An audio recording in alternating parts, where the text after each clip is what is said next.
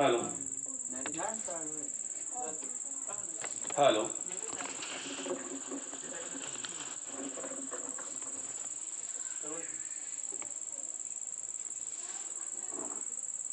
वक्रतुंड महाकाय सूर्यकोटि समप्रभ निर्विघ्नं कुरु मे देव सर्वकार्येषु सर्वदा महायोगपीठे तटे भीमरथ्यां वरं पुण्डरीकाय ददातु मुनीन्द्रै समागत्य तिष्ठन्तमानन्दकन्दं परब्रह्मलिङ्गं भजे पाण्डुरङ्गम् मनोजवं मारुततुल्यवेगं जितेन्द्रियं बुद्धिमतां वरिष्ठं वातात्मजं वानरयूथमुख्यं श्रीरामदूतं शरणं प्रपद्ये। नमो सद्गुरु तुकया ज्ञानदीपा नमो सद्गुरु सच्चिदानन्दरूपा नमो सद्गुरु भक्तकल्याणमूर्ति नमो सद्गुरु भास्करा पूर्णकीर्ति पुंडलिका वरदेव हरिविठ्ठल श्री ज्ञानदेव तुकाराम पंढरीनाथ भगवान की जय। मौली ज्ञानेश्वर महाराज की जय। जगद्गुरु तुकाराम महाराज की जय। संत शिरोमणी गौरोबा काका की जय। देवाची ये पायी घेई मना बुडी नको धावूढी इंद्रियांसी सर्व सुख तेथे होती एक वेळे न सरती काळे कल्पांतीही जाणे येणे खुंटे धावो येरसार न लगे डोंगर उसंतावे सांगणे ते तुझ इतुकेची आता मानी धनकांता विषतुल्य तुका म्हणे तुझे हाती उपकार उतरो हा पार भवसिंधू सर्व सुख तेथे होती एक वेळे न सरती काळे कल्पांतीही। प्रस्तुत प्राप्त प्रसंगी आजच्या या प्रवचन रूपी सेवेकरिता निवडलेला अभंग जगद्गुरु जगद्वंदनीय श्री संत महंत श्रीमंत श्री तुकाराम महाराज यांच्या गाथेतील आणि आपल्या सर्वांच्या परिचयाचा अभंग आहे। महाराजांना ज्या ज्या पद्धतीने अनुभव आले, ज्या ज्या पद्धतीने आत्मसाक्षात्कार झाले, जी जी परिस्थिती निर्माण झाली त्या त्या अनुभवाचे, त्या त्या परिस्थितीचे आणि अशा प्रकारे जे काही आत्मसाक्षात्कार झाले, ज्या काही आत्मप्रचित्या आल्या, त्या सगळ्या विषयांचे अभंग जगद्गुरु तुकाराम महाराजांनी आपल्या गाथेमध्ये आपल्यासाठी लिहून ठेवलेले आहेत, आपल्यासाठी ते निर्माण केलेले आहेत। त्यामध्ये प्रत्येकाचा विषय वेगळा आहे, प्रत्येक अभंगाचा अर्थ किंवा प्रत्येक ज्या पद्धतीने त्यांना अनुभव आला असेल, ज्या पद्धतीने त्यांना आत्मसाक्षात्कार झाला असेल आणि ज्या पद्धतीने त्यांना आत्मप्रचिती आली असेल किंवा त्यांच्या समोर एखादा प्रसंग घडला असेल, प्रसंग निर्माण झाला असेल, त्या पद्धतीचे अशा प्रकारचे सगळ्या प्रकारचे अभंग आपल्याला त्या ठिकाणी पाहायला मिळतात, अनुभवायला मिळतात, वाचायला मिळतात। त्यापैकीच एक माणसाने माणसाच्या आयुष्यामध्ये माणसाचं जीवनाचं सार्थक करवून जर घ्यायचं असेल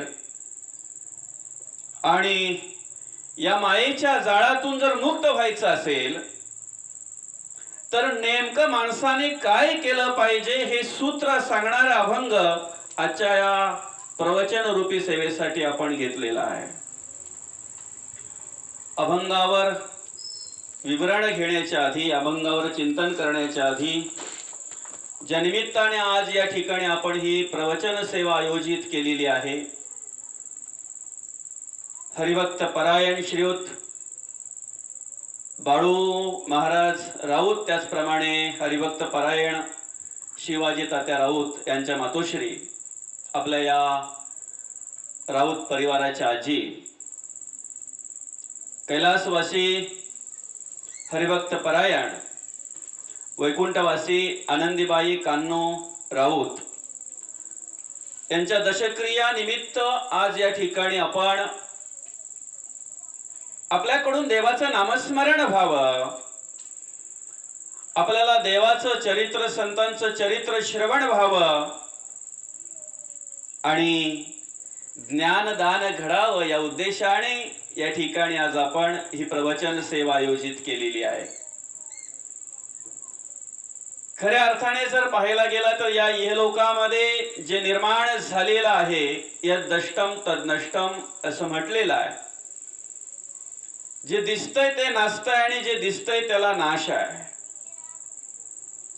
सजीव म्हणून जो कार्य करतो, ह्या सृष्टीवर जे जे पण काही सजीव म्हणून कार्य करत असतात त्यांचा लय ठेवलेला आहे, त्यांचा मृत्यू हा आढळ आहे. प्रत्येकाला जाणं आहे. नेमका मनुष्य जिथपासून जाणता होतो, समजता होतो, म्हणजे त्याला बऱ्याच काही गोष्टी कळायला लागतात. लहानपण नेणता गेलं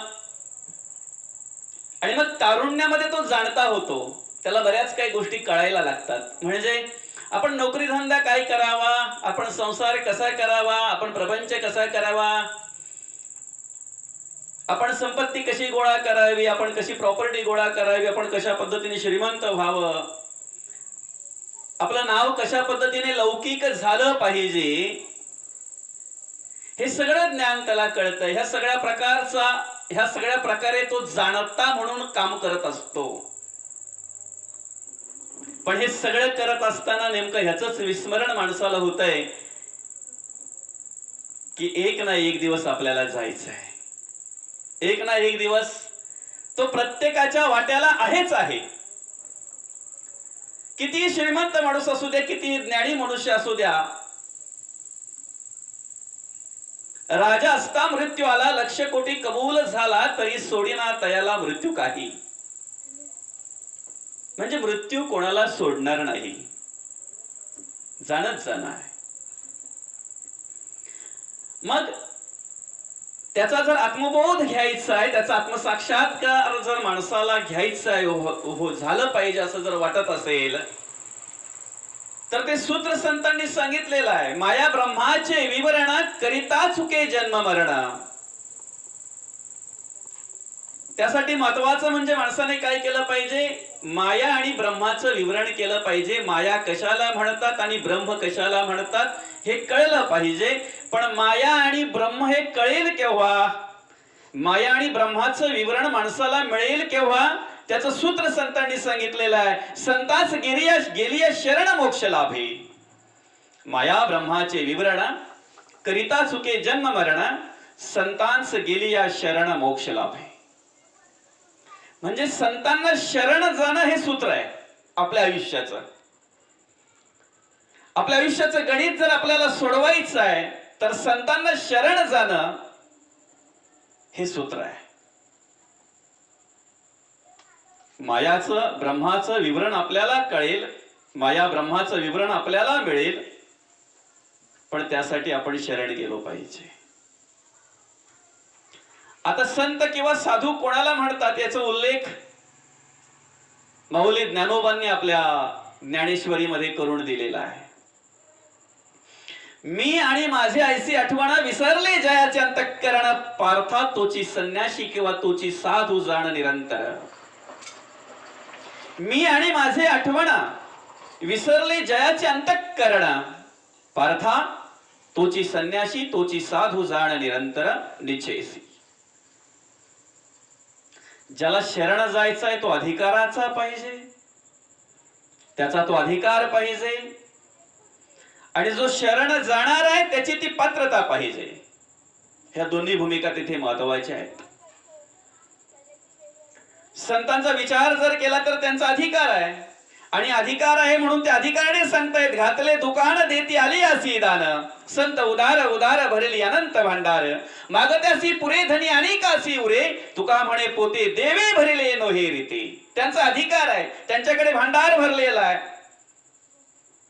आणि युगाने युगे त्यांचं हेच काम आहे, देण्याचं काम आहे. त्यांचं भांडार भरलेलं आहे. आता जे आलेले आहेत त्यांच्यासाठी, त्यांच्याकडे देण्यासाठी आहेच आहे, पण जे मागे उरलेले आहेत, जे येणार आहेत, त्यांच्यासाठी त्यांच्याकडे ते भांडार भरलेलं आहे. त्यांचा अधिकार आहे तो. मग या सृष्टीवर जे निर्माण होतंय, या सृष्टीवर जे येतंय, त्याचे प्रकार 3 आहेत. जन्म घेतात, जन्माला येतात, जन्माला यावं लागतंय. एक स्वइच्छेने येतात, एक परीच्छेने येतात आणि एक अनिच्छेने येतात. स्वइच्छेने येणारे संत आहेत. ज्या वेळेला त्यांना धर्माचा प्रचार करायचा असतो, परमार्थाचा प्रसार करायचा असतो, चांगल्या गुणांचा, चांगल्या विचारांचा प्रसार करायचा असतो, त्यावेळेला ते येत असतात. स्वइच्छेने येत असतात. ते परीच्छेने देवाला यावं लागतंय. आपल्या भक्ताने हाक मारावी आणि देवाला यावं लागावं. आपल्या दासाने हाक मारावी आणि देवाला यावं लागावं. यदा यदा हि धर्मस्य ग्लानिर्भवति भारत अभ्युत्थान धर्मस्य तदात्मनं सृजाम्यहं परित्राणाय साधूनां विनाशाय च दुष्कृतः धर्म संस्थापनार्थाय संभवामि युगे युगे. प्रत्येक युगामध्ये, प्रत्येक वेळेला ते द्रौपदी कारणे लागवेगे त्वरे धावतु सर्व सांडूनी मागे. महाभक्त प्रल्हाद हा कष्ट विला म्हणून तया कारणे सिंह झाला. गजेंद्र महासंकटी वाट पाहे तया कारणे श्रीहरी धावत आहे. अशी कितीतरी उदाहरण आहेत आपल्याला की भक्ताने हाक मारावी आणि देवाने यावं. पुंडलिका भेटी परब्रह्म आलेगा. एक स्वइच्छेने येतात संत, परीच्छेने यावं लागतंय देव, आणि अनिच्छा वासने संगे जन्म घेणे लागे. मनुष्य, प्राणी, पशु पक्षी ज्या पद्धतीने वासना निर्माण होते, अंतिमती त्या पद्धतीने गती निर्माण होते, त्या पद्धतीने त्याचा जन्म असतो, त्या पद्धतीने त्याला यावं लागतंय. पण या ठिकाणी ते सूत्र संतांनी मांडलेलं आहे. आल्यानंतर मनुष्य काय करतोय? त्रिगुणात्मक, 3 गुणात्मक कार्य करत असतो. रजोगुण, तमोगुण आणि सत्वगुण. त्या 3 गुणांपैकी आपण कुठल्या गुणांनी कार्य करावं याचं उदाहरण संतांनी दिलेलं आहे. त्या 3 गुणांचं मार्गदर्शन संतांनी केलेलं आहे. मध्यम आहे रजोगुण, अधम आहे तमोगुण आणि उत्तम आहे सत्वगुण. सत्वगुणे भगवत भक्ती, रजोगुणे पुनरावृत्ती, तमोगुणे अधोगती पावती प्राणी. मग आपण काय आत्मसात करायचंय, आपण काय घ्यायचंय म्हणजेच आपल्या जीवनाचा उद्धार होईल. आपण काय केलं म्हणजेच आपल्या आयुष्याचा उद्धार होईल आणि आपला मार्ग मोकळा होईल.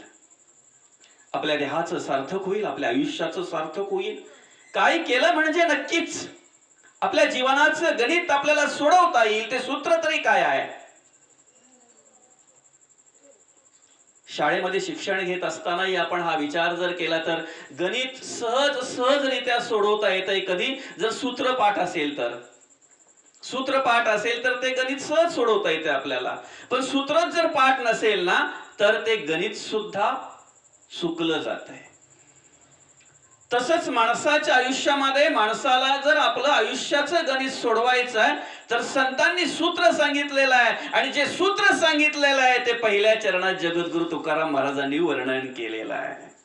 देवाची पायी घी मनापुढी. आपल्याला मुक्त व्हायचंय, मोकळं व्हायचंय.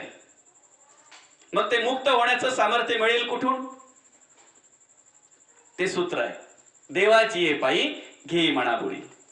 आपल्याला या मायेच्या जाळापासून मुक्त व्हायचं आहे. मायेच्या जाळापासून मुक्त होऊन आपल्याला समाधान पाहिजे, सुख पाहिजे. प्रत्येक जणाची आज धावपळ कशासाठी चालू आहे? सुखासाठी, समाधानासाठी. आणि मनुष्य सुद्धा त्या देवाकडे सुद्धा सुखासाठीच, त्या सुखाचीच अपेक्षा करत असतो. त्या समाधानाचीच अपेक्षा करत असतो आणि त्याप्रमाणे तो मागणी करत असतो देवाकडे. पण ही मागणी करत असताना मनुष्य विचार करतो का मी जे देवाकडे मागतोय ते सत्य आहे की असत्य आहे, ते शाश्वत आहे की अशाश्वत आहे, ते सुखकारक आहे की दुःखदायक आहे, किंवा ते नाशिवंत आहे की अविनाश आहे, याचा विचार मनुष्य करत नाही. काय मागतोय देवाकडे आपण? मनुष्य एवढा रजोगुण आहे ना, देवाकडे मागणी करताना काय करतोय माहितीये? देवा तू आधी मला दे, मग मी तुला देईन, आहे की नाही? आपल्या गावामध्ये अनेक लोक गणपती आणतात बघा. गणपतीच्या वेळेला मला तरी वाटते 25% तरी असे असतात की नवसाचे. विचारलं त्यांना, बाबा रे काय? मग ते सांगतात की आम्हाला संतान प्राप्ती नव्हती, पुत्र प्राप्ती नव्हती, मग आम्ही देवाला सांगितलं आधी आम्हाला दे, मग तुला आम्ही आमच्या घरी आणू. आपण सुद्धा बघा ना, कुठेतरी तीर्थक्षेत्र गेलो, कुठेतरी गेलो तर आपण आधी देवाला काय सांगतो? आधी मला दे. मग काय दे? मी एखाद्या आजारामध्ये पिडलेलो आहे, त्या आजारापासून मुक्त कर, मग मी तुझे सत्यनारायण घालीन, तुझी सेवा करीन, तुझं पूजन करीन. मला पुत्र प्राप्ती दे, मी तुझं पूजन करीन, तुझी सेवा करीन. असो, महत्वाचा विषय काय माहितीये का? जे मागतोय ते सत्य आहे की असत्य आहे?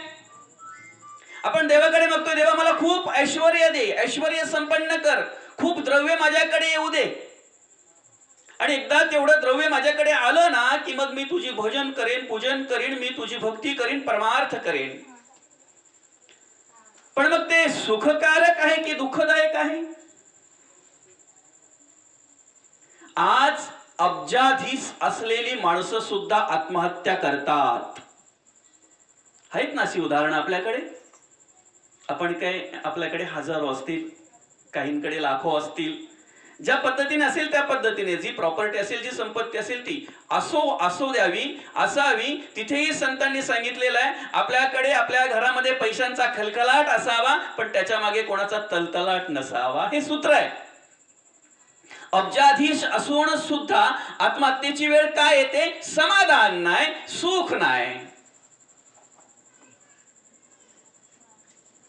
श्रवण नाही, भक्ती नाही, परमार्थ नाही, जे मुख्य करायचं ते केलं नाही, आणि जे करू नये ते उद्योग करून मग प्रॉपर्टी गोळा केली, गरिबाचं शोषण केलं, नको त्या मार्गाने प्रॉपर्टी गोळा केली, आणि मग त्याच्यातून काय झालं? दुःख प्राप्त झालं. ती सुखकारक नसते. जे आज तुम्ही आम्ही सुख अनुभवतोय, जे आज तुम्ही आम्ही समाधान अनुभवतोय, जो परमार्थ जी भक्ती अनुभवतोय, ती भक्तीचा अनुभव घेण्यासाठी, त्या सुखाचा अनुभव घेण्यासाठी स्वर्गीचे अमर इच्छिता ती देवा, मृत्यू लोकी भावा जन्माम्हा. स्वर्गीचे अमर इच्छिता ती देवा, मृत्यू लोकी भावा जन्माम्हा. स्वर्गात काय कमी हो त्यांना? नावच त्यांचं अमर आहे. देव म्हणतोय त्यांना आपण, अमर आहेत ते. तिथे काय कमी आहे? कल्पतरूची बणे अपार आहेत. आपण कधीतरी एखाद्या झाडाखाली बसून आणि मग कल्पना करतोय, जर मी मागितलेलं इथे जर पूर्ण झालं तर, कदाचित हे कल्पतरूच झाड असेल तर, कदाचित हे कल्पतरूच असेल तर. तिथे अपार बणे आहेत. कल्पतरूचे एक झाड नाही, अख्खं वनच्या वन आहे. कामधेनूची खिल्लार आहेत, चिंतामणीच्या खाणी आहेत, अमृताची कुंड आहेत, आणि ते इच्छितात देवा, मृत्यूलोकी व्हावा जन्म आम्हा. कोण? स्वर्गात असलेले इच्छा करतात मृत्यूलोकी व्हावा जन्म आम्हा. या सुखाचा अनुभव घेण्यासाठी, या समाधानाचा अनुभव घेण्यासाठी, ह्या भक्तीच्या रंगामध्ये रंगण्यासाठी.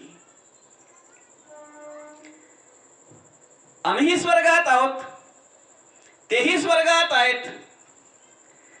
ते स्वर्गात असून दुःखी आहेत, ते स्वर्गात असून असमाधानी आहेत. का तर इकडे येण्याची इच्छा करतात. आम्ही स्वर्गात आहोत देवाचे, म्हणून आम्ही समाधानी आहोत. हा फरक आहे त्यांच्यात आणि आमच्यात.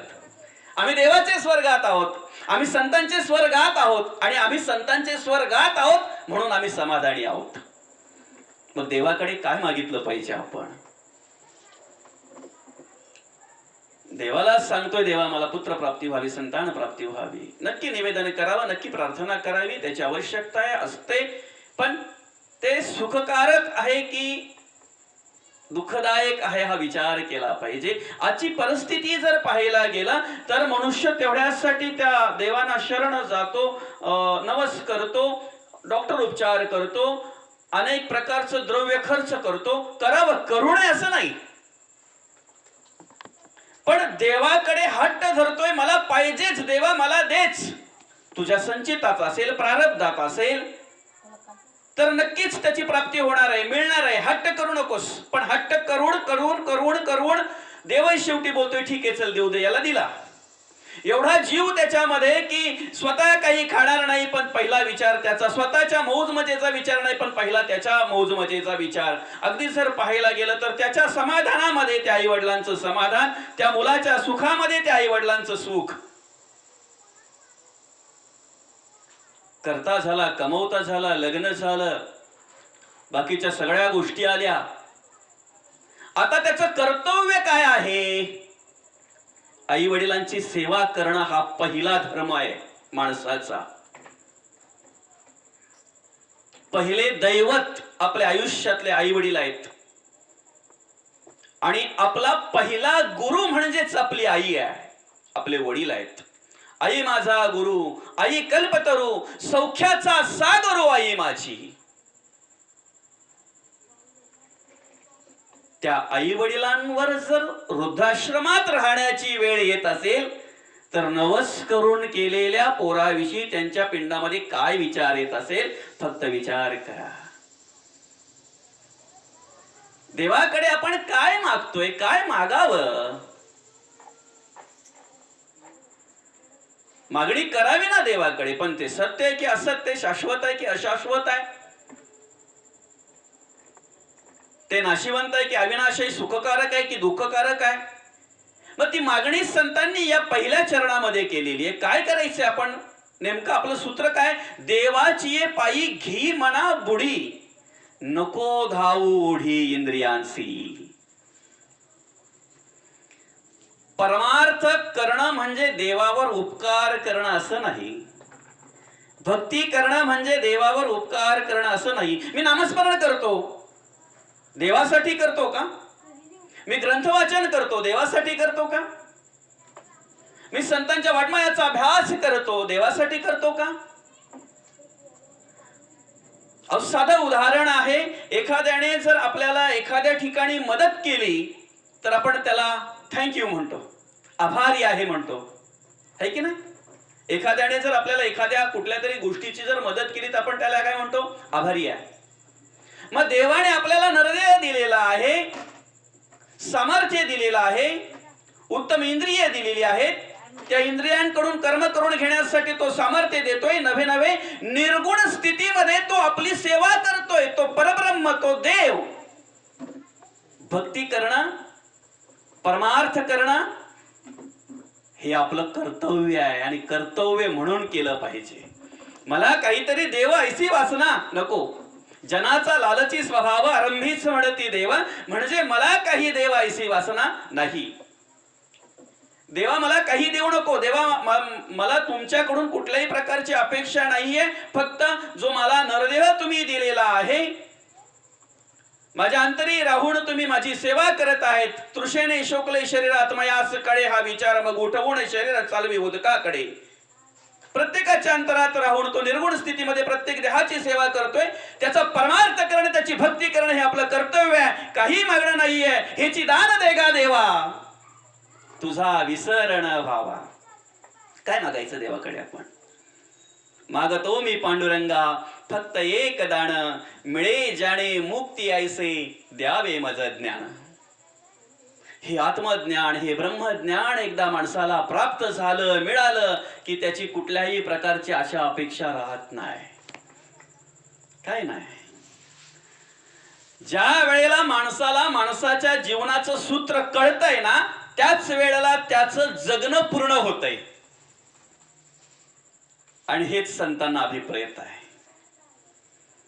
आज या आईच्या दशक्रियानिमित्त आपण या ठिकाणी जे प्रवचन करतोय की नाही, अगदी मोठमोठ्या गोष्टी सांगून आणि भ्रम निर्माण होईल असं नको, तर आजी ज्या पद्धतीने गेलेली आहे, त्यांच्या आयुष्यामध्ये त्यांनी जी काही उत्तम कर्म केलेली आहेत त्या पद्धतीची कर्म आपल्याकडून घडावी, त्या देवाचं नामस्मरण आपल्याकडून घडावं, त्या देवाच्या स्मरणात आपल्यालाही निरोप घेता यावा ह्या जगाचा, त्यासाठी या प्रवचनाचं नियोजन आहे, आयोजन आहे, ते सूत्र आहे.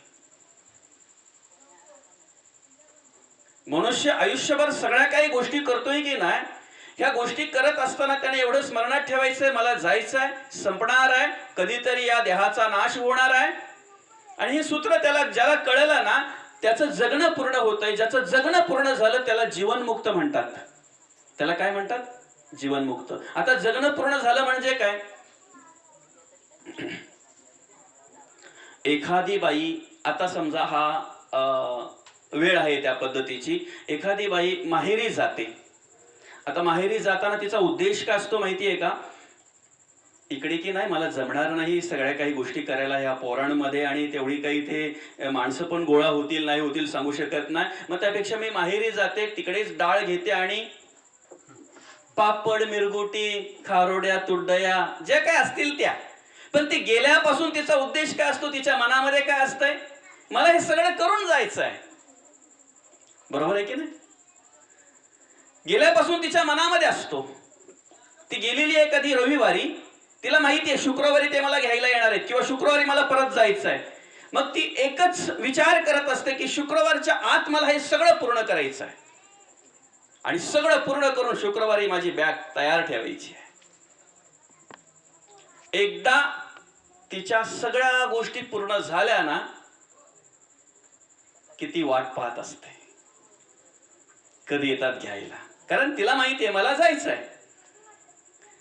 तसंच माणसाचं आयुष्य, आणि त्या आयुष्यामध्ये माणसाने ज्या कामानिमित्त आपण इथे आलेलो आहोत, मुख्य काम काय आपलं? पहिली ती हरिकथा.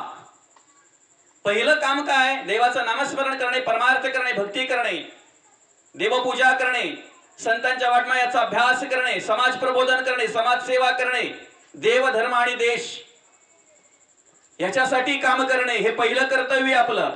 ते कर्तव्य एकदा पूर्ण झालं, ज्याचं झालं ना तो बॅग भरून तयार असतो. देवा फक्त आवाज द्या, आताही यायला तयार आहे. त्याला म्हणतात जीवनमुक्त.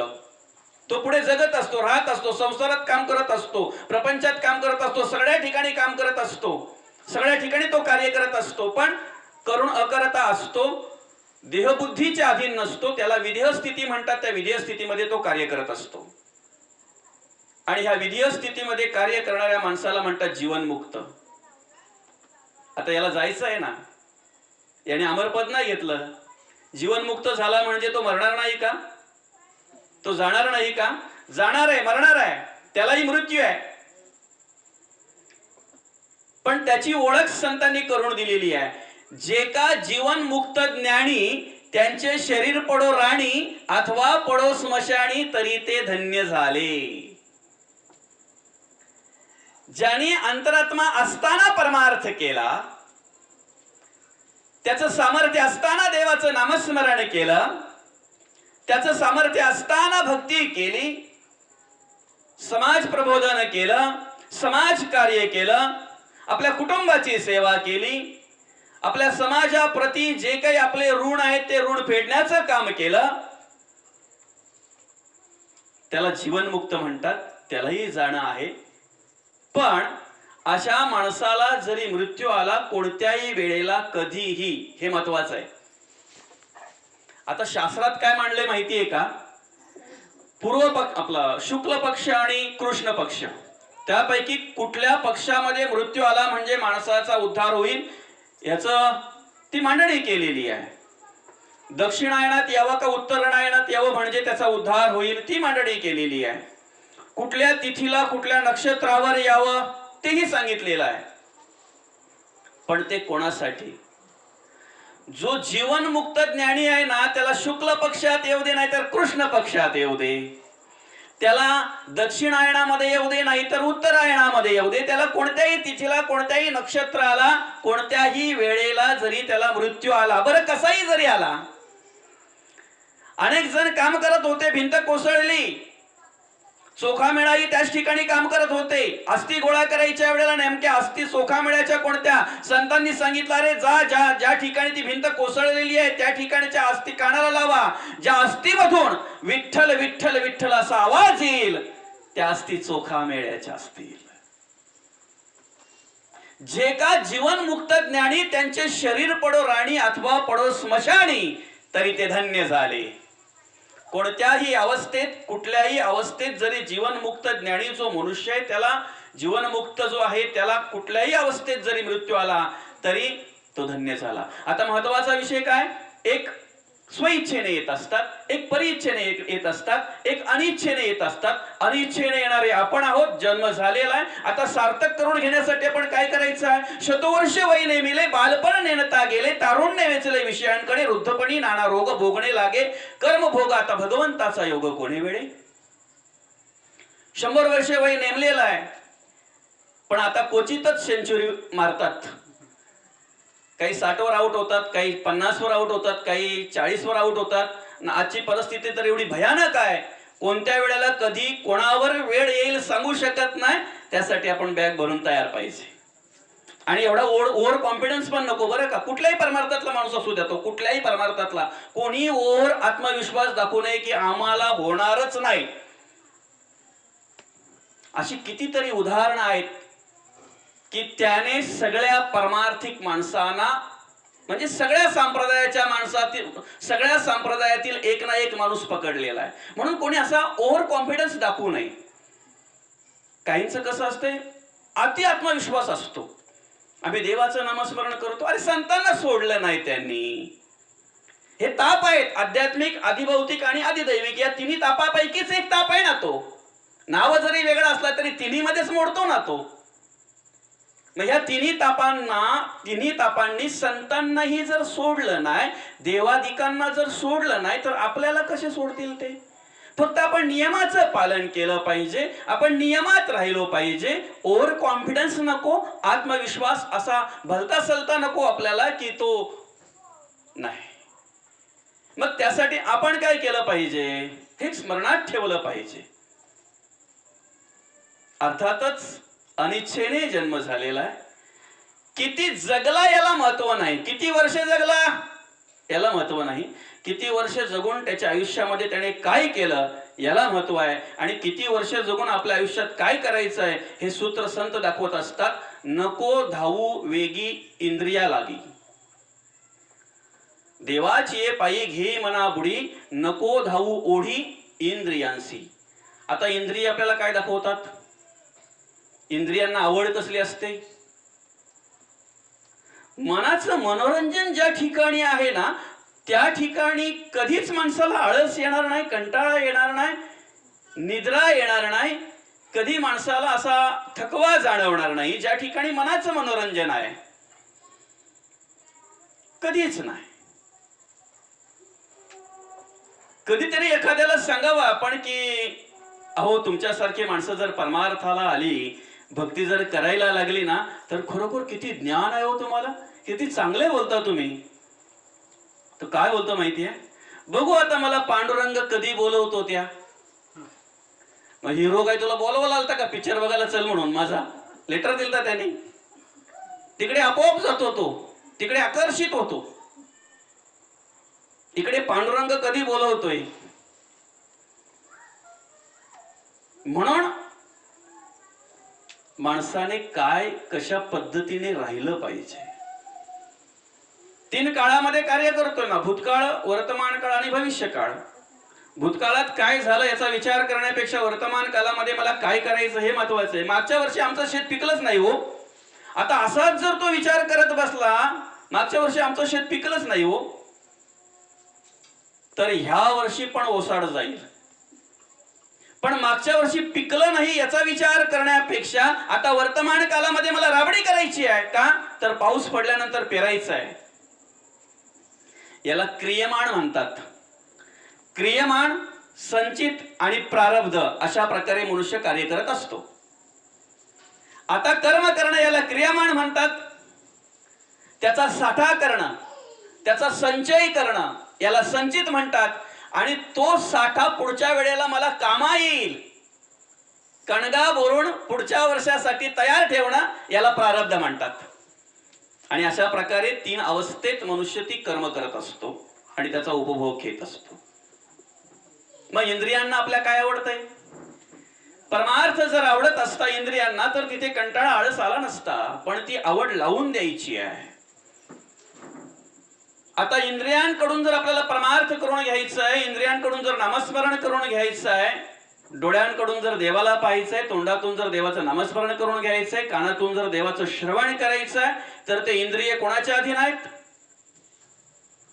मनाच्या अधीन आहेत. मन ज्याप्रमाणे सांगेल त्याप्रमाणे इंद्रिय कार्य करत असते. त्या मनाला शिकवण दिलेली आहे. आधी मन घेई हाती तोची गणराज गणपती. मन इंद्रियांचा राजा सर्व भावे त्याची पूजा. मन जीवींचा प्रधान मन माझे नारायण. तुका म्हणे मन चंचल हाती येऊ देईना गुरुचे बळ. म्हणून ही शिकवण मनाला आहे. त्या मनाला आपण परमार्थाकडे उतरवायचं आहे. त्या मनाला आवड परमार्थाची लावून द्यायची. त्या मनाला आवड आपण श्रवणाची लावून द्यायची, भक्तीची, देवाच्या नामस्मरणाची लावून द्यायची आहे. म्हणजेच इंद्रियांकडून चांगल्या प्रकारची कर्म घडतील. मन जर देवाच्या अधीन असेल, संत संगाला असेल, संतांच्या चरित्राचा, संतांच्या वाङ्मयाचा अभ्यास जर करत असेल तर इंद्रियांकडून चांगली कर्म घडणार आहेत. आणि इंद्रियांकडून जर चांगली कर्म घडली तर त्या प्रमाणे पुढे गती ठेवलेली आहे. म्हणून भगवंताने अर्जुनाला जाणीव करून दिलेली आहे. त्या ठिकाणी त्याचं वर्णन जगद्गुरु अर्थातच त्याचं वर्णन माऊली ज्ञानोबांनी केलेलं आहे. इंद्रिय जे जे म्हणती ते तेची जे पुरुष करती. ते तरले ती न तरती विषय सिंधू भव सिंधू. इंद्रिय जे जे म्हणती ते तेची जे पुरुष करती. ते तरलेची न तरती विषय सिंधू. इंद्रियांना आवड कसली आहे? समोर आंबा दिसला, पिकलेला आहे, कंपाऊंड आहे, राखलेला आहे, पण डोळ्यांनी बघितलं ना, डोळ्यांकडे ती वासना निर्माण झाली ना, मग त्याने विचार केला काय करायचं? खायचं आहे, मिळाला पाहिजे. आपल्याला आसक्ती निर्माण झाली त्या आंब्याविषयी. माणसाच्या पिंडामध्ये आसक्ती निर्माण झाली. पाहिला डोळ्यांनी, वासना डोळ्याकडे आली, आसक्ती डोळ्यांकडे निर्माण झाली. पावलांनी काम केलं, पाय तिथपर्यंत गेले, हातांनी काम केलं, दगड उचलली, मारली, तेवढ्यात तो मालक आला. आता मालक आल्यानंतर काय करणार? जर राखलेला असेल पूर्णपणे, जर त्याची ही अपेक्षा असेल की कोणी नेऊ नये, कोणी खाऊ नये, आणि त्या पद्धतीने जर त्याने राखलेला असेल तर तिथे वादविवाद, वितंडवाद होणारच आहे. फटके पडले कुठे? पाठीमध्ये. विचार करायला लागला, अरे वासना डोळ्यांकडे आली, पायांनी काम केलं, हातांनी काम केलं, फटके पाटणाला का? जरी फटके पाटणामध्ये पडले असतील तरी पहिले वासना ज्याच्याकडे निर्माण झाली, पहिले आसक्ती ज्याच्याकडे निर्माण झाली, अश्रू त्या डोळ्यातूनच येतात हे निश्चित आहे. म्हणून इंद्रिय कर्म करताना दिसतात, इंद्रिय कार्य करताना दिसतात, पण भोगायचं मनाला येतंय ना, त्या देहाला येतंय ना. आत्म्याचं काम काय? आत्मा देहासारखा होतो, जिकडे नेला तिकडे जातो. तो तिथे जाणीव करून देऊ शकत नाही, तो त्याचा अधिकार नाही आहे. मग तो अधिकार कोणाचा आहे? जयास वाटे देव पाहावा त्याने सत्संग धरावा. सत्संग विन देवादि देवा पाविजेत नाही. पण जयास वाटे मोक्ष भावा त्याने सद्गुरु करावा. सद्गुरु विण मोक्ष पावावा हे कल्पांतीन घडे. मग तुम्ही कुठल्याही परमार्थात असा नाका. माणसाने ज्या ठिकाणी आपल्याला समाधान प्राप्त होईल, ज्या ठिकाणी आपल्याला आत्मप्रचिती येईल, ज्या ठिकाणी आपल्याला आत्मसाक्षात्कार होईल, त्या परमार्थात असावं. मी कुठल्याही प्रकारे एका परमार्थाची मोठेपणा मिरवणार नाही. त्याच्या पलीकडे ज्या ग्रंथातून आपल्याला आत्मसाक्षात्कार झालेला आहे, ज्या ग्रंथातून आपल्याला समाधान प्राप्त झालेला आहे, ज्या ग्रंथातून आपल्याला आपल्या जगण्याचा मार्ग कळलेला आहे, तो ग्रंथ आपण आपलासा करावा, त्या ग्रंथाचा अभ्यास आपण घ्यावा. कुठल्याही एका ग्रंथाची मोठेपणा मी मिरवणार नाही. त्याला कारण आहे, कधीतरी आपण एखाद्याच ग्रंथाचा अभ्यास केला ना की आपण अभिमानाने सांगत असतो सगळ्या प्रकारचं ज्ञान फक्त ह्याच शब्द वापरतो आपण, ह्याच ग्रंथात आहे. मग त्यावेळी आपण आपल्या मनाला विचारावं, जर आपण म्हणतो की ज्ञानेश्वरीमध्येच किंवा गाथेमध्येच किंवा दासबोधामध्येच हा शब्द ज्या वेळेला आपण वापरतो त्यावेळेला इतर ग्रंथांचा अभ्यास केलाय का हे मनाला विचारा. जर विचारलं असेल, जर केला असेल आणि मग तुम्ही बोलत असाल तर तो बोलण्याचा अधिकार तुमचा आहे. पण तुम्ही दुसऱ्या ग्रंथाचा अभ्यास जर केलाच नसेल, कधी हातात घेतलाच नसेल, तर हा शब्द वापरण्याचा अधिकार तुमचा नाही. प्रत्येकाला आपल्या परमार्थाचा, आपल्या पंथाचा स्वाभिमान असावा, पण तो अभिमान नसावा. प्रत्येकाने आपल्या ग्रंथाचा स्वाभिमान धरावा, पण त्याचा अभिमान नसावा. कारण तुम्ही गाथेचा अभ्यास करा, कुठला असा विषय ठेवलाय की तुकाराम महाराजांनी लिहिलेला नाहीये, त्याचं वर्णन केलेलं नाहीये. पहिल्या अभंगापासून 4,500 अभंग आहेत. सगळ्या अभंगाचा जर आपण अभ्यास केला ना तर एकही असा आपल्या आयुष्यातला, आपल्या सृष्टीवरचा, पृथ्वी तलावरचा, भूलोकावरचा असा एकही विषय नाहीये की त्या विषयावर संत तुकाराम महाराजांनी लिहिलेलं नाहीये. मग तुम्ही ज्ञानेश्वरीचा अभ्यास करा ना. ज्ञानेश्वरीमध्ये सुद्धा सगळ्या प्रकारचं ज्ञान ज्ञानेश्वरीमध्ये मांडलेलं आहे. तुम्ही दासबोधाचा अभ्यास करा, पहिल्या समासापासून ते 200 समासापर्यंत सगळ्या प्रकारचं ज्ञान मांडलेलं आहे. पण एकाच ग्रंथाची मोठेपणा मिरवायची ना, एकाच परमार्थाची मोठेपणा मिरवायची ना. त्याच्यातून काय होतंय, आपल्या मुलाची मोठेपणा मिरवण्यासाठी आपण इतर मुलांची निंदा करतोय हे आपल्याला कुठे कळतंय. आपण इतर मुलांचा द्वेष करतोय, तिरस्कार करतोय. आणि संतांनी तर सांगितलेलं आहे, जर द्वेष घडत असेल, तिरस्कार घडत असेल आपल्याकडून, तर आपण किती परमार्थिक आहोत ते आपण शोधलं पाहिजे.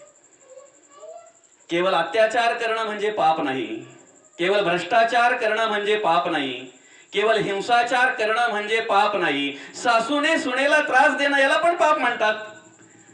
सुनेने सासूला त्रास देणे याला पण पाप म्हणतात. हुंड्यासाठी सुनेचा छल करणं यालाही पाप म्हणतात.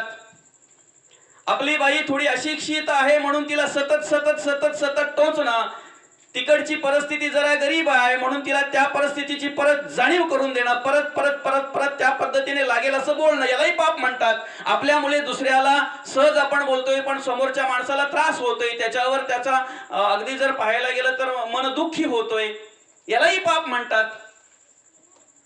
तसंच आपण परमार्थ करत असताना जर कोणाचा द्वेष करत असू, मत्सर करत असू, तिरस्कार करत असू, तर याला सुद्धा पापच म्हणतात. ह्या छोट्या छोट्या गोष्टी आपल्याला कळल्या पाहिजेत. मी किती ज्ञानी आहे हे माझं ज्ञान दाखवण्यासाठी मी जर इतरांचा द्वेष करत असेल, तिरस्कार करत असेल, तर यालाही पापच म्हणतात. नको धावू ओढी इंद्रियांसी, हे इंद्रियांना आवडत असतंय म्हणून सांगितलेलं आहे. देवाची ये पायी घी मना बुडी, नको धावू ओढी इंद्रियांसी, सर्व सुख तेथे होती एक वेळे. सगळ्या प्रकारचं सुख आहे त्या ठिकाणी देवाच्या पायाजवळ, संतांच्या पायाजवळ. संताची या गावी प्रेमाचा सुकाळ, नाही तळमळ दुःख लेश. टाइम झाला का मला सांगा. संताची या गावी प्रेमाचा सुकाळ, नाही तळमळ दुःख लेश. संतांच्या गावामध्ये प्रेमाचा सुकाळ आहे.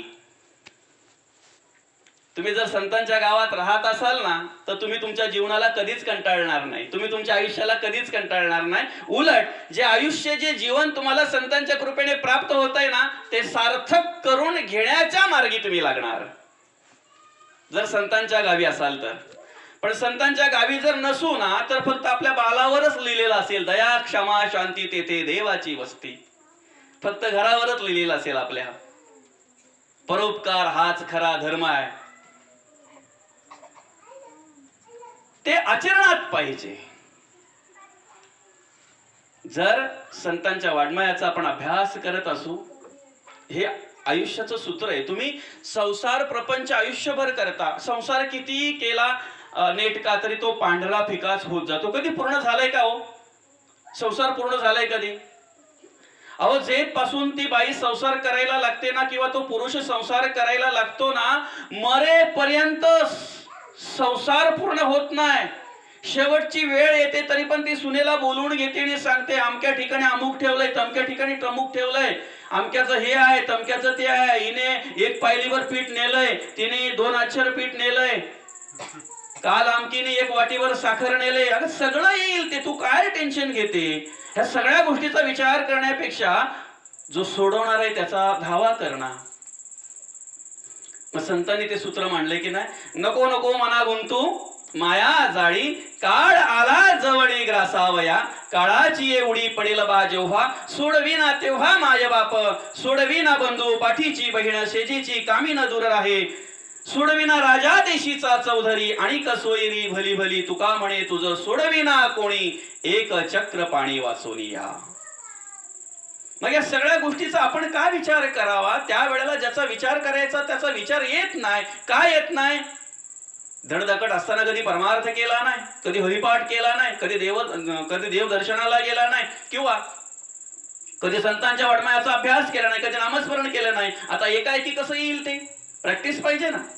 वर्षभर अभ्यास केला तर परीक्षेच्या वेळेला काहीतरी लिहू शकतो आपण. वर्षभर जर अभ्यासच केला नाही, नुसत्या उन्हाळक्याच केल्या, तर परीक्षेच्या वेळेला काय अपेक्षा करायची आपण? आठवायची. तसंच आहे, आयुष्यभर नुसत्या उन्हाळक्याच केल्या. काय उन्हाळक्या केल्या? हिच्या घरी जाऊन बस, तिच्या घरी जाऊन बस, हिची सून काय करते, तिची सून काय करते, याच्या घरी जाऊन बस, त्याचं काय चाललंय काय नाही, यांचं कधी फाटेल याचा विचार करायचा, यांचं कधी वेगळं पण होईल त्याचा विचार करायचा, याचा पोरगा कसा वाया जाईल त्याचा विचार करायचा. ह्याच गोष्टी जर आयुष्यभर केल्या तर त्यांनी शेवटच्या वेळेला त्याच्याकडून काय अपेक्षा करायची की यांनी देवाचं नामस्मरण करावं म्हणून. म्हणून ज्या वेळेला ज्या क्षणी आपल्याला जाणीव होते ना, त्या वेळेपासून आपण परमार्थ केला पाहिजे, त्या वेळेपासून आपण देवाचं नामस्मरण केलं पाहिजे, है की नाही? असंच एक बघा, चांगलं कीर्तन श्रवण केलं त्याने. कीर्तनामध्ये असाच एक जण जाऊन बसला, त्याने चांगल्या प्रकारे श्रवण केलं, आत्मबोध झाला, त्याला आत्मसाक्षात्कार झाला, अत्यंत वेगवेगळ्या प्रकारची कर्म करणारा माणूस. पण त्यावेळेला त्याने मनामध्ये निश्चय केला की नाही, आता बस झालं, आतापर्यंत केलं ते झालं, ते गंगेला मिळालं, झाले ते नेणपणे झाले, आता काय करायचंय? मला माझ्या आयुष्याचं सार्थक करून घ्यायचंय, मला माझ्या आयुष्याचा उद्धार करून घ्यायचा आहे. कीर्तन संपल्याबरोबर लगेच तो महाराजांकडे गेला, नमस्कार केला, साष्टांग नमस्कार घातला महाराजांना त्यांनी. महाराज पण म्हणाले की पहिलाच मला असा भेटला डायरेक्ट मांडवातच साष्टांग नमस्कार घालणारा. म्हणे महाराज आत्मबोध झाला, मला आजच्या आज माळ घालायची आहे, अनुग्रह घ्यायचाय, मला आजच्या आज तुमच्याकडून अनुग्रह घ्यायचा आहे. महाराज म्हणाले, बाबा रे, परवा चांगला दिवस आहे, तू परवा अमक्या अमक्या ठिकाणी असा असा ये. त्यावेळेला तो म्हणाला, महाराज मला आत्ताच्या आत्ता अनुग्रह घ्यायचाय, मला माहित नाही आजचा दिवस चांगला आहे की वाईट आहे, आजची वेळ चांगली की वाईट आहे हे मला माहित नाहीये, मला आत्ता अनुग्रह पाहिजे. त्यावेळेला ते महाराज म्हणाले, बाबा रे, का असं का तुझ्या मनामध्ये विचार आला? महाराज तुम्ही परवा सांगताय, पण परवा मी असेन त्याची काय गॅरंटी आहे? परवा मी असेनच असं ठामपणे सांगू शकतो? मग आता आत्मबोध झालाय ना, आतापासून सुरुवात केली पाहिजे. परमार्थ जर करायचा आहे ना, देवाचं नामस्मरण जर करायचं आहे ना, तर त्यासाठी कशाला वेळा बघितल्या पाहिजेत आपण? कधीपासून करायच्या? सर्व सुख तेथे होती एक वेळे, न सरती काळे कल्पांतेही. सर्व सुख तेथे जर मिळतंय आपल्याला, नामस्मरणात जर सगळ्या प्रकारचं समाधान जर प्राप्त होतंय, सगळ्या प्रकारचं सुख जर प्राप्त होतंय, तर का म्हणून आपण ती वेगळ्या प्रकारची अपेक्षा करायची? आणि हे आता जे आपण करतोय ना, हे आता आपल्याला सुखकारक आहेच आहे, पण पुढे सुद्धा सुखकारक आहे. मेल्यावर काय होईल याचा विचार आम्हाला नाही. जर जिवंतपणे जाणतेपणे जर परमार्थ करतोय, तर पुढे आमचं काय करायचं ते देव ठरवेल. ज्याचा आम्ही खातोय ना, ज्याचा आम्ही परमार्थ करतोय, तो ठरवेल काय करायचं ते. एक असा मोठा राजवाडा होता बघा, आणि त्या राजवाड्यामध्ये काय नियम होता माहिती आहे का? एकदा एखाद्याला राजा म्हणून त्या ठिकाणी बसवलं ना, राज्याभिषेक एकदा त्याचा केला राजा म्हणून, की 5 वर्षे त्याला द्यायची. आणि 5 वर्षे झाली की त्याला अत्यंत अशा अभयारण्यामध्ये नेऊन सोडायचं, ज्या ठिकाणी कसल्याच प्रकारची काही सुविधा नाहीये, हिंस्र प्राणी आहेत, अन्न पाण्याची व्यवस्थाच नाहीये. अशा प्रकारे त्या अभयारण्यात त्याला नेऊन सोडायचं. आतापर्यंत क्रम असा होता की 5 वर्ष जो तिथे बसला ना, तो खूप आनंदी, आनंद एकदम, अगदी जर पाहायला गेलं तर सगळ्या गोष्टींचा उपभोग घ्यायचा. कारण त्याला माहिती आहे 5 वर्षानंतर माझी सत्ता जाणार आहे, 5 वर्षानंतर मला अरण्यात नेऊन सोडणार आहेत. आपण काय करायचं? मजा करून घ्यायची. आणि त्याच पद्धतीने तो मजा करायचा. 4.5 पावणे 5 वर्षे झाली का थोडा खंगर व्हायचा तो, विचाराने पण आणि मनाने पण. का तर एकच चिंता असायची, आता मला अभयारण्यात सोडतील, आता मला हिंस्र प्राण्यांच्या ताब्यात देतील. आणि प्रत्येक वेळेला असं व्हायचं की ज्या वेळेला ती जनता, ती प्रजा राजाला घेऊन जायची, त्या वेळेला तो राजा रडत जायचा आणि जनता हसायची. जनता का हसायची? लय मजा मारली यांनी, है की नाही? एक राजा झाला, दुसरा राजा झाला, तिसरा राजा झाला, चौथा जो होता, मी सांगणार नाही की तो अमुकच परमार्थातला होता. काही लोक तिथे परमार्थाचं नाव सांगतात, तो अमुकच परमार्थातला होता. मी असं नाही सांगणार, मी असे सांगेन की तो विवेकी होता. तो राजा विवेकी होता, तो आत्मज्ञानी होता, त्याला ब्रह्मज्ञान प्राप्त झालं होतं. ब्रह्मज्ञानाचा महिमा काय आहे? पृथ्व्यायानी तीर्थानी स्नान दानी श्वेत फलम तत्फलम कोटी गुणितम ब्रह्मज्ञान समपमम. कशातही जेवढी प्राप्ती नाही तेवढी ब्रह्मज्ञानात प्राप्ती आहे. आणि त्याला ब्रह्मज्ञान झालेलं होतं, तो विवेकी होता, तो आत्मज्ञानी होता. आणि मग ज्या वेळेला त्याने त्या ठिकाणी 5 वर्षे कार्य केलं, त्याला ज्या वेळेला अभयारण्यात सोडायची वेळ आली, त्या वेळेला तो एकच राजा असा होता की हसत निघाला होता. हसत होता तो, आनंदी होता तो. सगळे दुःखी असायचे, आतापर्यंत सगळे रडायचे, सगळे नको नको म्हणायचे, पण हा आनंदात निघालेला आहे, हसत निघालेला आहे. सगळी प्रजा विचारायला लागली, पहिला पण रडत गेला, दुसरा पण रडत गेला, तिसरा पण रडत गेला, आणि आज तुम्ही हसत निघालेले आहेत, तुम्ही आनंदात निघालेले आहेत, असं का? त्यावेळेला त्यांनी सांगितलं की अरे, ज्या वेळेला मी 5 वर्षे राज्य करत होतो ना, त्यावेळेला त्या अभयारण्यात मी माझी व्यवस्था केलेली आहे. राज्यापेक्षा पण भारी राजवाडा तयार केलाय त्या ठिकाणी, ती माझी व्यवस्था मी केलेली आहे. हे आपल्या आयुष्याचं सूत्र आहे. सर्व सुख तेथे होती एक वेळे, न सरती काळे कल्पांतीही. या आयुष्याचं सुख घेत असताना, या जीवनाचं सुख घेत असताना, या संसार प्रपंचाचं सुख घेत असताना आपण काय करायचंय? ज्या ठिकाणी आपल्याला जायचं आहे ना, त्या ठिकाणची व्यवस्था आज करायची आहे. मग ती व्यवस्था कशी होईल, कुठून होईल, ते सूत्र संतांनी सांगितलेलं आहे. आणि ज्याने ती व्यवस्था केलेली आहे ना, आता हे महत्वाचं आहे, ज्याने ती व्यवस्था केलेली आहे ना, त्याला एकदा कळलं मला जायचं आहे, तो काय करतो? हात जोडतो, देवाचं नामस्मरण करतो, सर्वांचा निरोप घेतो, चला मी येतो, आम्ही वैकुंठेचे वासी. ज्या कारणास्तव आम्ही आलो होतो, ते कारण, ते कार्य आमच्याकडून संतांनी करवून घेतलेलं आहे. तो परमार्थ, ती भक्ती आमच्याकडून संतांनी करवून घेतलेली आहे. म्हणून संतांनी मांडलेलं आहे, सर्व सुख तेथे होती एक वेळे, न सरती काले कल्पांतीही. बाकीचं सुख कल्पांती नासतंय. काल जे श्रीमंत होते त्यांची आज परिस्थिती आपण पाहतोय काय आहे. आज जे श्रीमंत आहेत ते उद्या गरीब होतील असं मी म्हणणार नाही, पण त्यांच्या कर्मावरून कळतंय की पुढे त्यांची अवस्था काय होणार आहे. म्हणून कर्माचा प्रसंग आहे, विचारांचा प्रसंग आहे. आपण कशा पद्धतीने राहावं हे आपल्याला कळलं पाहिजे. न सरती काळे कल्पांतीही, जाणे येणे खुंटे दाहो येर जार, न लगे डोंगर उसंतावे. जे दिसे ते नासे आणि जे नासे ते पुनरपी दिसे, हे घटिका यंत्र तैसे परिभ्रमे का. समर्थांनी दासबोधामध्ये मांडलेला आहे. रीते भरते भरते रीते होते पुन्हा रीते भरते, हे राडगाड आहे. माऊली ज्ञानोबांनी मांडलेलं आहे, जे दिसे ते नासे, नासे ते पुनरपी दिसे, हे घटिका यंत्र तैसे परिभ्रमे का.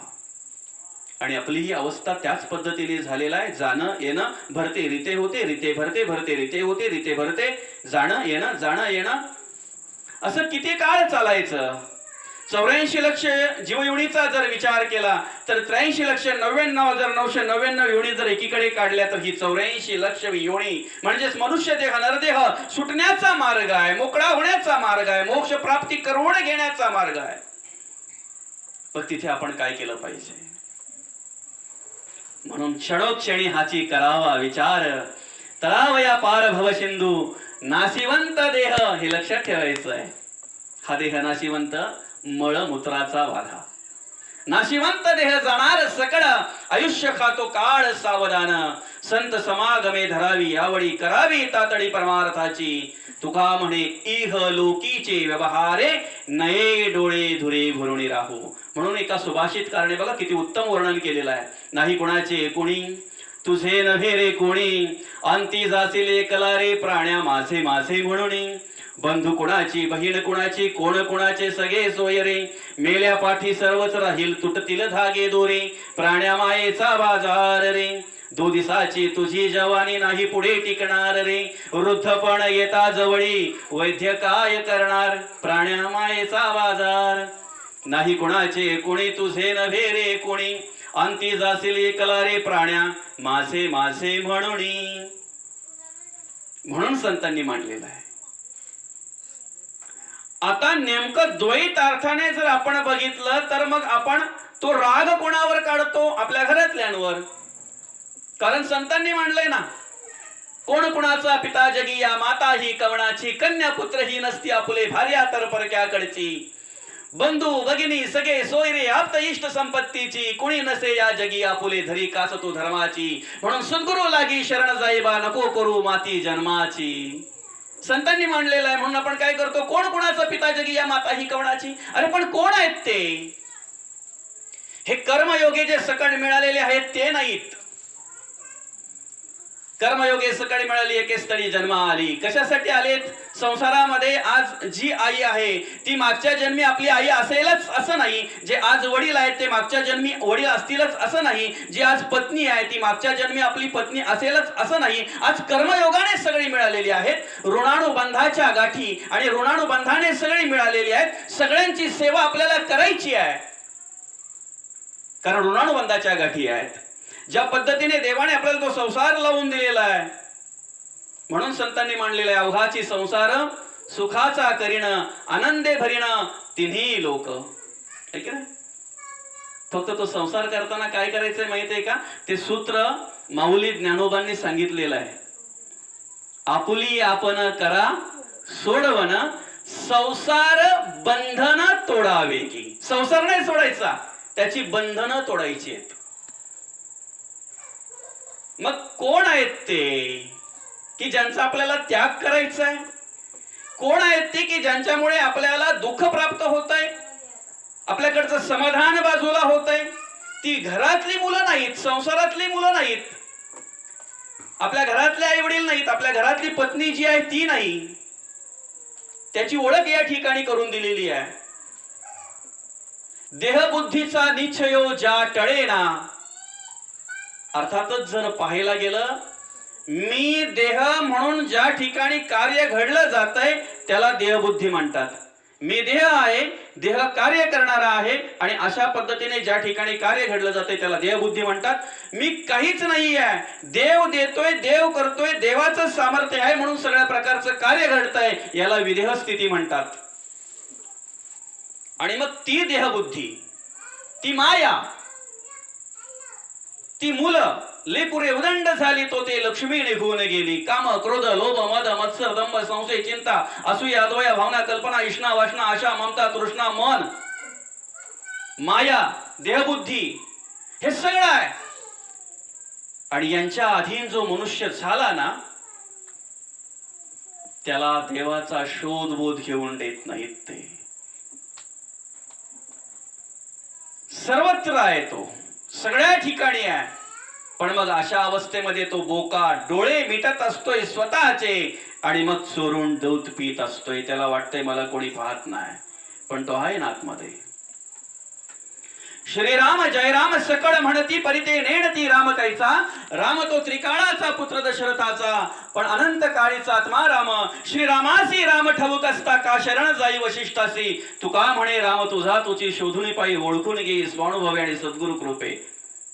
ज्या श्रीरामाचं पण नामस्मरण करतोय तो कोण आहे, कसा आहे, कुठला आहे.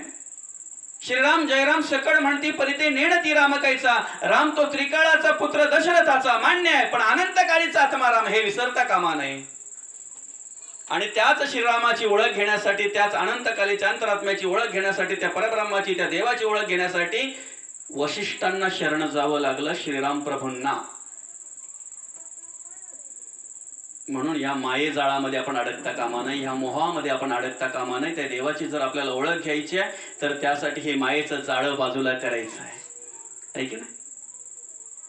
सीतामाईंचा शोध लावण्यासाठी का नेले असतील वानर त्या ठिकाणी श्रीराम प्रभूंनी? माणसं नव्हती का बरोबर जाणारी? होती ना. अहो साधं उदाहरण आहे. एखाद्या ठिकाणी आपण लग्नाला गेलो बघा, कोरोना काळात नाही, कोरोनाच्या आधी किंवा नंतर समजा, ज्या ठिकाणी भरपूर अशी गर्दी आहे. कितीही जरी गर्दी असली तरी आपलं ध्यान कोणाकडे असतंय? लग्नाला गेल्यानंतर आपण कोणाला आशीर्वाद देण्यासाठी गेलेलो असतो त्या ठिकाणी? वधूला आणि वराला, बरोबर आहे की नाही? आपलं ध्यान त्यांच्याकडेच असते, वधूकडं आणि वराकडं.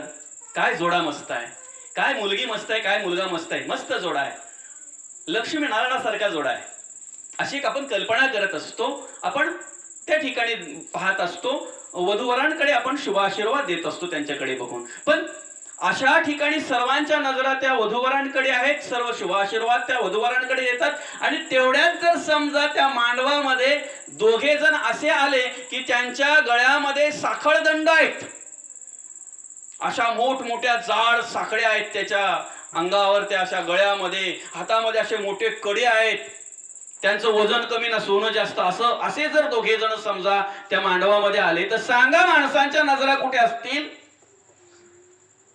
वधूवराकडे कोणी बघेल? त्यांना हे पण कळणार नाही की आपण कुठे तांदूळ फेकतोय, अक्षदा. मग ह्या माणसांना जर समजा लंकेत नेले असते तर तिथं साखळदंड नाही काय, अख्खी लंकाच सोन्याची होती. हेच संतांना सांगायचंय. उभ्या आयुष्यामध्ये आपण कार्य करत असताना आपल्याला मोह कसला निर्माण होतो? आपण खूप प्रॉपर्टी कमवायची, आपण खूप श्रीमंत व्हायचं आहे, आपल्या घरामध्ये आपण मुलं बाल जे काही असेल चांगल्या प्रकारे संसार करायचा आहे. आणि या सगळ्या प्रकारच्या सगळ्या गोष्टी करताना परमार्थ विसरायचा नाही, भक्ती विसरायची नाही. हीच शिकवण आपल्याला संतांनी दिलेली आहे. आपल्या स्वतःचं पोट आपण भरतोय याला प्रकृती म्हणतात. आपल्या अन्नामध्ये आपण पोट भरतोय याला प्रकृती म्हणतात. दुसऱ्याचं ओरबडून खातो याला विकृती म्हणतात. आणि आपल्याकडे प्राप्त झालेलं अन्न आपण दुसऱ्याची भूक भागवण्यासाठी देतो याला भारतीय संस्कृती म्हणतात. आणि ही संस्कृती आपल्या सर्वांकडे पाहायला मिळते. म्हणजे पुण्याचं काम आपल्याकडून घडतंय, हे पुण्यकर्म आपल्याकडून घडतात. नक्कीच हे कार्य उभ्या आयुष्यामध्ये आपल्याकडून जर घडत असेल तर त्याला पाप पुण्याचा निवाडा म्हणतात. पाप काय आणि पुण्य काय? हे सकळ गुणापासी गती सगुण भाग्यश्री भोगती अवगुणास दरिद्र प्राप्ती यदर्ती संदेही नाही. अवगुण जर घडत असतील, वाईट कर्म जर घडत असतील तर पाप ठेवलेला आहे, त्यासाठी दुःख ठेवलेलं आहे. पुण्यकर्म जर घडत असतील तर त्यासाठी पुण्य ठेवलेलं आहे, म्हणजे सुख ठेवलेलं आहे. हे कर्मावर गती आहे. ज्या पद्धतीने आपली कर्म असतील त्या पद्धतीने देवाच्या चरणाशी असो, संतांच्या चरणाशी असो, सर्व सुख तेथे होती एक वेळे न सरती काळे कल्पांती ही. जाणे येणे खुंटे धावो येर झार न लगे डोंगर उसंतावे. कुठल्याही प्रकारे अशी मोठी मेहनत घ्यावी लागत नाही, कुठल्याही प्रकारे असं मोठं काही वेगळ्या प्रकारचं काही करावं लागत नाही. पक्का ओरडलं म्हणजे अगदी देव आपल्याला प्रसन्न होईल किंवा खूप असा श्वास कोंडवून ठेवला म्हणजे देव लवकर मिळेल, अशा काही गोष्टी आपण करतोय. असो, ज्याला जशी अनुभूती असेल, प्रचिती असेल, त्या पद्धतीने प्रत्येक मनुष्य त्या सगळ्या काही गोष्टी करत असतो. पण महत्वाचा विषय संतांनी काय सांगितलेला आहे, ठाईच बैसोनी करा एक चित्त, आवडी अनंत आळवावा, न लगे सयास जावे वनांतरा, सुखे येतो घरा नारायण. आपण आपल्या कुटुंबाच्या, आपण आपल्या समाजाच्या नव्हे आपण आपल्या आईवडिलांच्या सेवेमध्ये जर मग्न असू ना, तर फेकलेल्या विटेवर विठ्ठलाला सुद्धा तिष्ठत उभं राहावं लागतंय. ही प्रचिती आपल्याला म्हणून मांडलेलं आहे ते. आई माझा गुरु, आई कल्पतरू, सौख्याचा सागरू आई माझी. आई मुलाला कडीवर घेते. मला जे पाहता यावं ते माझ्या मुलाने पाहावं म्हणून आई मुलाला कडीवर घेते. बाप खांद्यावर घेतोय का, जे मला माझ्या आयुष्यात पाहता आलं नाही ते माझ्या मुलाने पाहावं, हे त्या वडिलांना वाटत असतंय. ही आई वडिलांची माया आहे. हो ना. तोंड पण बघितलेलं नाही, आहे की नाही. मुलगी आहे का मुलगा आहे हे पण बघितलं नाही. तो काळा आहे की गोरा आहे हे पण बघितलं नाही. तरी सुद्धा त्याच्यासाठी एवढी मेहनत घेत असते, तरी सुद्धा त्याची काळजी घेत असते. त्या आईला अनेक गोष्टी खावशी वाटत असतात, अनेक गोष्टींची खावा अशी अपेक्षा होत असते, इच्छा होत असते, वासना होत असते. पण ती वासना बिचारी मारते त्या ठिकाणी, त्या अपेक्षा बाजूला करते आणि काय म्हणते, माझ्या बाळाला त्रास होईल मी अदवा तदवा खाल्लं तर, म्हणून ते वर्ज करत असते. तिला आई म्हणतात. आपल्या मुलाच्या सुखासाठी आपल्या सुखाला बाजूला करते, तिला आई म्हणतात. अजून तोंड पण नाही बघितलं, काळा आहे की गोरा आहे ते पण नाही बघितलं, मुलगा आहे की मुलगी आहे ते पण नाही बघितलं. फक्त प्रसूतीच्या वेळी त्या आईला माहिती झालं पाहिजे. डॉक्टर म्हणतात झाड पाहिजे का फळ पाहिजे, मुलगा पाहिजे का आई पाहिजे. तोंड न पाहता, काळा आहे की गोरा आहे, मुलगी आहे की मुलगा आहे हे न पाहता, जी स्वतःच्या जीवाचा विचार करत नाही त्यावेळेला स्वतः सांगते, मी गेले तरी चालेल पण माझं बाळ वाचलं पाहिजे. हिला आईची माया म्हणतात. अजून तर बघितलं पण नाही, पण त्यावेळेला ती सांगते, मी गेलो तरी चालेल, माझं बाळ वाचलं पाहिजे. नक्कीच. आणि अशा प्रकारे त्या आई वडिलांना जर आपल्यामुळे त्रास होत असेल, वृद्धाश्रमात ठेवण्याची वेळ जर त्यांच्यावर येत असेल. ज्या वेळेला मी एका वृद्धाश्रमामध्ये गेलो त्यावेळेला कसं आपले नाती गोती अनेक ठिकाणी असतात आणि आपल्याला असं माहिती पण नसतं की या ठिकाणी आपलं नातं निघेल किंवा या ठिकाणी आपली एखादी ओळख निघेल. पण चुकून त्या ठिकाणी ओळख निघाली आणि ती आजी बिचारी बाजूला बसली. बसल्यानंतर तिला विचारलं, आजी मुलगा काय करतोय तुमचा? म्हणे डॉक्टर आहे. सुनबाई पण म्हणे डॉक्टर आहे. मग तुम्ही इथे कशा काय? त्यावेळेला त्यांनी जी परिस्थिती वर्णन केली की जोपर्यंत म्हणे माझे मिस्टर होते तोपर्यंत त्यांची पेन्शन यायची, तोपर्यंत जो काही पगार असेल तो पगार उल्लेख केला तिने, पेन्शनने पगाराचा उल्लेख केला, तोपर्यंत आमचं चालायचं. तेही गेले. ते गेल्यानंतर मला माझ्या मुलाने नाही तर शेजाऱ्यांनी या ठिकाणी आणून ठेवलेली आहे. माझा मुलगा मला टाकून गेला, माझा मुलगा मला सोडून गेला, माझा त्रास व्हायला लागला आणि माझी अवस्था पाहून शेजाऱ्यांनी या ठिकाणी आणून ठेवले. आज मंथली महिन्याला जे काही या ठिकाणी पैसे द्यावे लागतात, म्हणे मला कन्सेशन आहे, म्हणे मला सवलत आहे, निम्मेच पैसे मला या ठिकाणी द्यावे लागतात. म्हणजे इतरांचे जर 5,000 रुपये घेत असतील तर मला 2.5 द्यावे लागतात. ते पैसे सुद्धा शेजारी देतात. आणि अशा प्रकारे जर अवस्था निर्माण होत असेल तर त्या माणसाला काय सुशिक्षित म्हणावं की अशिक्षित म्हणावं?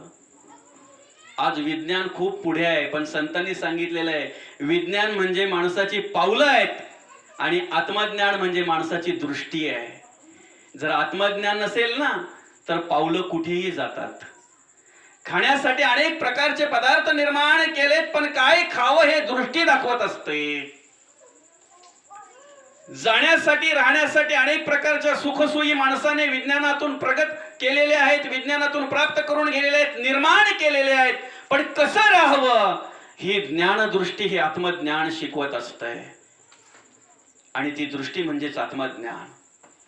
असो, आजच्या या ठिकाणी या आईसाहेबांच्या कैलासवासी हरिभक्त परायण वैकुंठवासी आनंदीबाई कान्हा राऊत आपल्या आजी यांच्या दशक्रिया निमित्त या ठिकाणी हे प्रवचन आपण आयोजित केलं आणि तुमच्या सर्वांच्या आशीर्वादाने, संतांच्या कृपेने, देवाच्या सामर्थ्याने जी काही सेवा घडली ती सेवा देवाच्या चरणी, पांडुरंग परमात्म्या चरणी अर्पण करतो. आणि ह्या आईने, ह्या आजीने आयुष्यामध्ये जी काही चांगली कर्म केली असतील, जो काही चांगला परमार्थ केला असेल, तो परमार्थ, ती भक्ती, ती चांगली कर्म आपण आत्मसात जर केली तर खरी भावपूर्ण श्रद्धांजली त्या आजींना आपल्याकडून अर्पण होईल. आणि खरोखर चांगल्या प्रकारे, अतिशय चांगल्या प्रकारे त्यांनी परमार्थ केला, भक्ती केली. आपल्या डोळ्यासमोरचं कार्य होतं. एक प्रकारे एक कुटुंबातला मी माणूस म्हणून ह्याच पद्धतीने त्या ठिकाणी मी बघितलेला आहे, जवळून बघितलेला आहे. अतिशय चांगल्या प्रकारे परमार्थ केला, अतिशय चांगल्या प्रकारे भक्ती केली. आणि तेच आज तुम्हाला आम्हाला आपल्या कुटुंबामध्ये पाहायला मिळतंय, आपल्या समाजामध्ये पाहायला मिळतंय. जे आज तुमच्या आमच्याकडे चांगले गुण पाहायला मिळतात ना, हा पूर्वजांचा ठेवा असतो. आपल्याकडून परमार्थ घडणं, आपण भक्ती करणं, आपण देवाचं नामस्मरण करणं, हे पूर्वजांकडून ते आलेला ठेवा असतो आणि तो आपल्या सर्वांकडे पाहायला मिळतो. हा आपल्या सर्व पूर्वजांचा ठेवा आहे. ते परमार्थिक विचार, ती भक्ती आपल्याकडे पाहायला मिळते. ते देवाचं नामस्मरण आपल्याकडून घडतंय आणि ते घडावं शेवटपर्यंत त्या पद्धतीनेच आपण राहावं. आणि राहिलो तर तीच खरी त्या आईसाहेबांना, आपल्या आजीला भावपूर्ण श्रद्धांजली अर्पण होईल. असो, आजच्या या दिनी त्या आजींच्या आत्म्यास चिरशांती लाभावी अशी ईश्वरचरणी प्रार्थना करतो. आणि आपल्या राऊत परिवारावर, आपल्या कुटुंबावर एक मोठं दुःखाचं सावट पसरलेलं आहे. ते दुःख सहन करण्यासाठी ईश्वर आपल्या सर्वांना सामर्थ्य देवो, शक्ती देवो अशी ईश्वरचरणी प्रार्थना करतोय. आणि आपल्या सर्वांच्या वतीने आजींना, आईला भावपूर्ण श्रद्धांजली अर्पण करतो. आणि ही सेवा या ठिकाणी, या सेवेला पूर्णविराम देतो. पुंडलिका गुरुदेव हरिविठ्ठल, श्री ज्ञानदेव तुकाराम, पंढरीनाथ भगवान की जय, माऊली ज्ञानेश्वर महाराज की जय, जगद्गुरु तुकाराम महाराज की जय, संत शिरोमणी गोरोबा काका की जय. विठ्ठल विठ्ठल विठ्ठल विठ्ठल विठ्ठल विठ्ठल विठ्ठल विठ्ठल विठ्ठल. पुंडलिका गुरुदेव हरि विठ्ठल, श्री ज्ञानदेव तुकाराम, पंढरीनाथ भगवान की जय.